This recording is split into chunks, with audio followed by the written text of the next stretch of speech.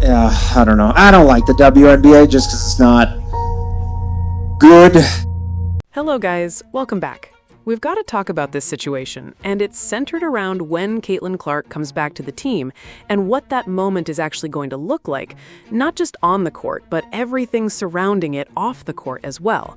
Because I think there are genuinely people out there saying, or at least implying, that Caitlin Clark is completely fine, she's just going through her workouts, and the reason she's not been fully around practice or fully in front of the cameras is because it's some kind of media avoidance strategy. And honestly, I don't think that's the full picture. But there's a big but here, and this is where the conversation gets complicated. I do think Caitlin Clark, when she is ready to return, probably does need to be extremely careful with how much media exposure she steps into immediately. Not because she can't handle it, not because she doesn't know how to answer questions, but because of the environment around her right now. Because let's be real, the way the media cycle works, especially in modern sports, it is not just about basketball anymore.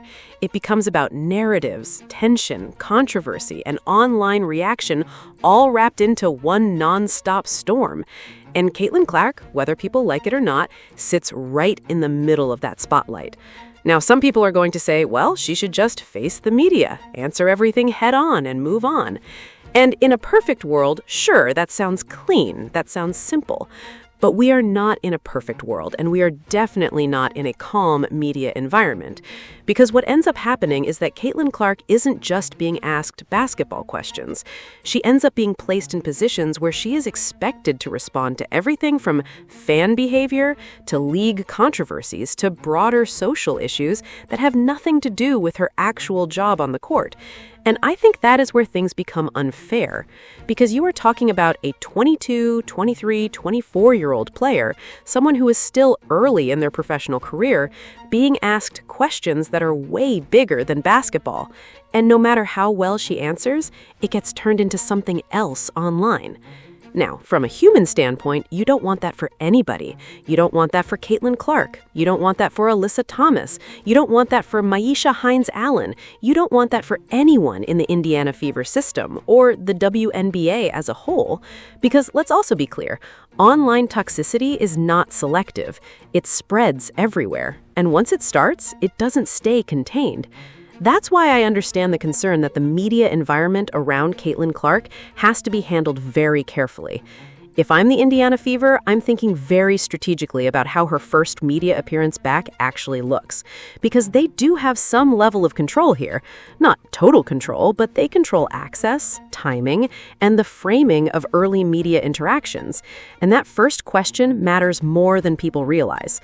Because Caitlin Clark is not someone who struggles with answering questions. In fact, the opposite is true. She tends to answer things calmly, clearly, and without unnecessary drama.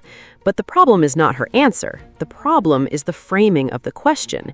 If the first major question she is asked is framed in a way that suggests she needs to apologize for something or respond to a controversial interpretation of events involving Alyssa Thomas or anything that even indirectly drags her into blame narratives, then you're immediately reopening a whole cycle of debate.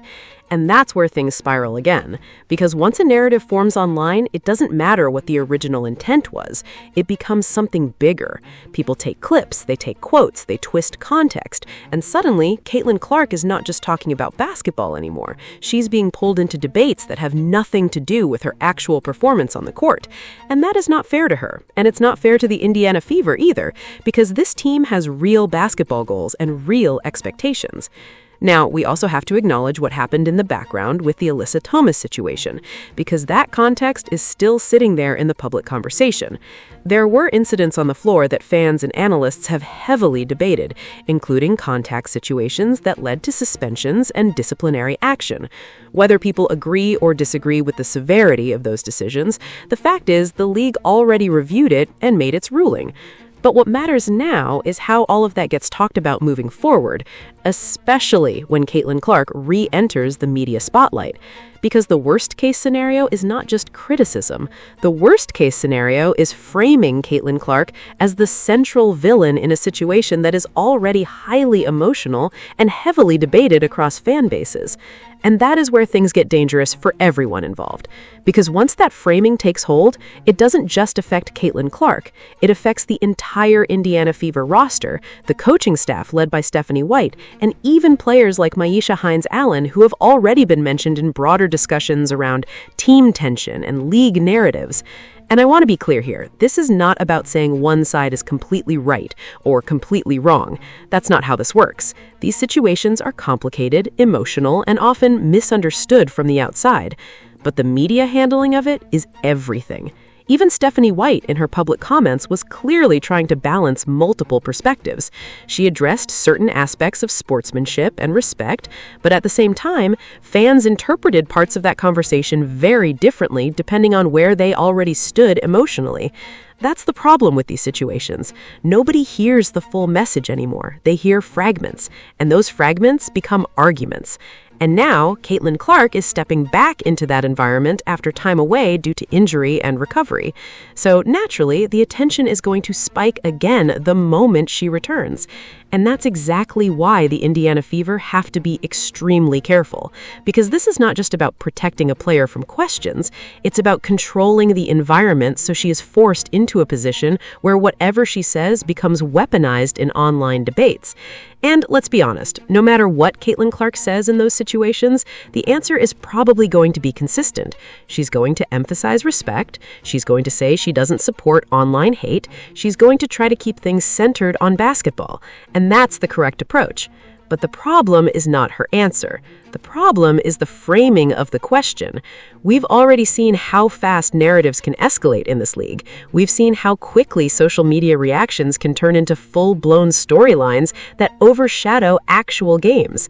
And right now, there hasn't been a lot of basketball happening, so the attention is even more concentrated.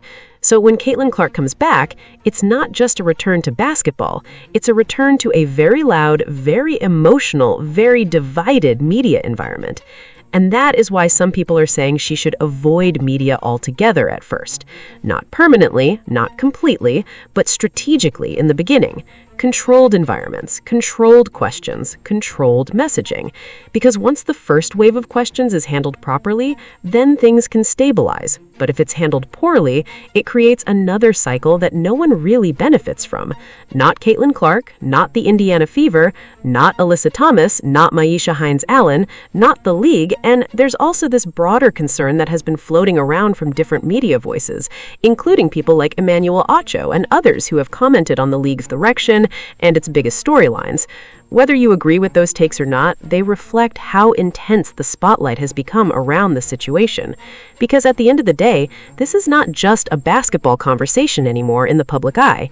It's a narrative battle, and Caitlin Clark is unfortunately positioned right in the center of it. So yeah, the next time she steps in front of a microphone, it's going to matter a lot more than a normal post-game interview. And that is exactly why the Indiana Fever need to be intentional, strategic, and protective in how they manage that moment. Because once it's out there, you can't take it back. But anyway, that's just my take on the situation. Let me know what you think. Don't forget to like, subscribe, and I'll see you guys in the next one.